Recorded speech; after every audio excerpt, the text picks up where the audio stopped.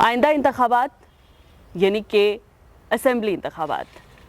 जिनमें ये कहा जा रहा है कि चाहे वो पीपल्स डेमोक्रेटिक पार्टी हो या नेशनल कॉन्फ्रेंस हो, वो सीएम कैंडिडेट के लिए तैयार नहीं है। पीडीपी से मेरी मुराद महबूबा मुफ्ती और नेशनल कॉन्फ्रेंस से मुराद मेरे नेशनल कॉन्फ्रेंस के नायब सदर उमर अब्दुल्ला से है। इन दोनों का कहना है कि इनकी कुछ शराइत हैं जो अगर पूरी नहीं होती तो वो असेंबली इंतखाबात में हिस्सा नहीं लेंगे। बात अगर हम उमर अब्दुल्ला की करें तो उमर अब्दुल्ला का कहना है कि जब तक रियासत की बहाली जम्मू कश्मीर को नहीं होती, यानी कि रियासत का दर्जा फिर से जम्मू कश्मीर को नहीं मिलता, वो असेंबली इंतखाबात में हिस्सा नहीं लेंगे। वहीं पीपल्स डेमोक्रेटिक पार्टी की जो सरपरस्त हैं, उनका ये कहना है कि जब तक दफ़ा 370 की बहाली नहीं होती, वो इलेक्शन में जो है वो हिस्सा नहीं लेंगे और सीएम के लिए वो नहीं खड़ी होंगी। लेकिन ये बड़ा सवाल है कि अगर वो नहीं खड़े होंगे तो उनकी जगह कौन? जिस तरीके से आप देखें तो नेशनल कॉन्फ्रेंस की जानिब से हाल में ही जो है कैंडिडेट पुंछ राजौरी अनंतनाग के लिए मियां अल्ताफ को खड़ा किया गया है। वहीं हम अगर पीपल्स डेमोक्रेटिक पार्टी की जानिब से देखें तो खुद महबूबा मुफ्ती मैदान में उतरी हैं, लेकिन अब असेंबली इलेक्शन के लिए वो तैयार नहीं है। वहीं पर हम ये भी देख रहे हैं कि इन दिनों इलेक्शन के माहौल में जिस तरीके से हम देखें तो नए नए सियासी चेहरे जो हैं वो भी पनपते हुए नजर आ रहे हैं। मेरी मुराद है पीपल्स डेमोक्रेटिक पार्टी की सरपरस्त की बेटी इल्तिजा मुफ्ती से। आपने देखा होगा कि ये इल्तिजा मुफ्ती वही हैं जो कि दफ़ा 370 की मनसूखी के बाद जो हैं वो लेमलाइट में आई हैं, कैमरा के सामने आई हैं और जो हम कहें कि जब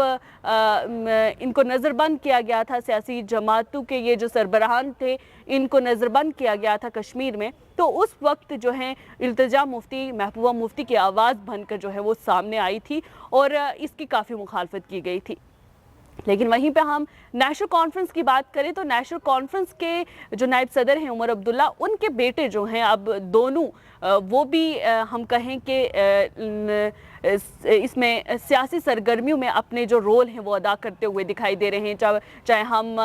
बात करें अगर रमज़ान की अफ्तार पार्टी में, वहाँ पर मेज़बानी करते हुए उमर अब्दुल्ला के साहबजादे खुद जो है वो सामने दिखाई दिए। वहीं पर लोगों से, बड़ी सियासी जमातों के सरबराहान से मिलना और बड़े कद के लीडरान से मिलना जो है अब मामूल के तौर पर हो गया है। और उमर अब्दुल्ला के जो साहबजादे हैं उन्होंने हाल में ही ये ऐलान किया था कि वो बारामूला से अपने वालिद साहब की जो कैंपेन है उसके लिए भी तैयार हैं। लेकिन अब सवाल ये है कि क्या अगर खुद नेशनल कॉन्फ्रेंस के सरबराह या हम कहें कि पीडीपी की सरबराह जो हैं, सरपरस्त जो हैं महबूबा मुफ्ती या उमर अब्दुल्ला खुद अगर नहीं खड़े होते तो क्या वो अपनी अब जो आगे वाली जनरेशन है या अपने औलाद है जो उसको सियासी एक माहौल जो है वो फराहम करेंगे, जिसके बाद एक नया हम सियासी जो दौर है वो देखेंगे, जिसमें लीडरशिप जो है हम नहीं देखेंगे, नौजवान लीडरशिप देखेंगे। क्योंकि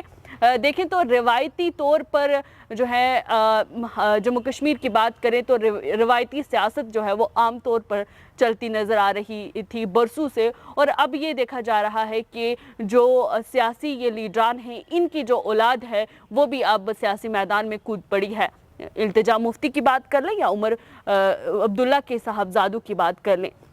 लेकिन वही उमर अब्दुल्ला कहते हैं कि अभी बहुत छोटे हैं मेरे बच्चे, यानी कि 20 साल की उम्र में हैं और अभी इनका जो करियर है, पॉलिटिकल करियर, वो अभी ही शुरुआत उसकी हुई है। तो ऐसे में सीएम कैंडिडेट के लिए अपने बच्चों का जो है वो अनाउंस करना, उनका ऐलान करना अभी ये वक्त भी सही नहीं है, क्योंकि इनका अभी शुरुआती दौर है जिसमें ये अभी इनके पास बहुत सारी चीज़ें जो हैं वो सीखने को हैं और सीखते सीखते जो है ये आगे बढ़ेंगे। अभी बहुत जल्दी हो जाएगा इस तरह का कोई भी फैसला लेना। वहीं अगर हम महबूबा मुफ्ती की बात करते हैं तो महबूबा मुफ्ती की जानिब से इस तरीके का कोई बयान जो है वो सामने नहीं आया जिसमें ये कहा जा सके कि महबूबा मुफ्ती अपनी बेटी को जो है वो मैदान में लाएंगी या खड़ा करेंगी। लेकिन सवाल ये पैदा होता है कि क्या अगर भारतीय जनता पार्टी का जिस तरीके से कॉल था या हम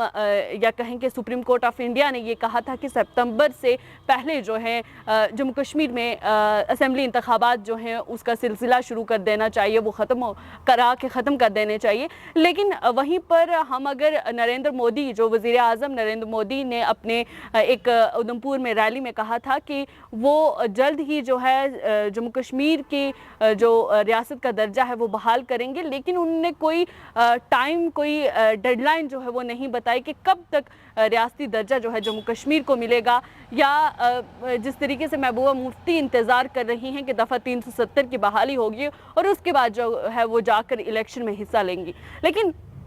یہاں ایک سوال یہ بھی ہے کہ اگر یہ دونوں پارٹیز جو ہے الیکشن میں نہیں اترتی ہیں تو پھر آگے کیا ہوگا؟ کیا آنے والے وقت میں کیا P D P, Peoples Democratic Party, یا National Conference Bharatiya Janata Party کے ساتھ نظر آئے گی، کولیجن میں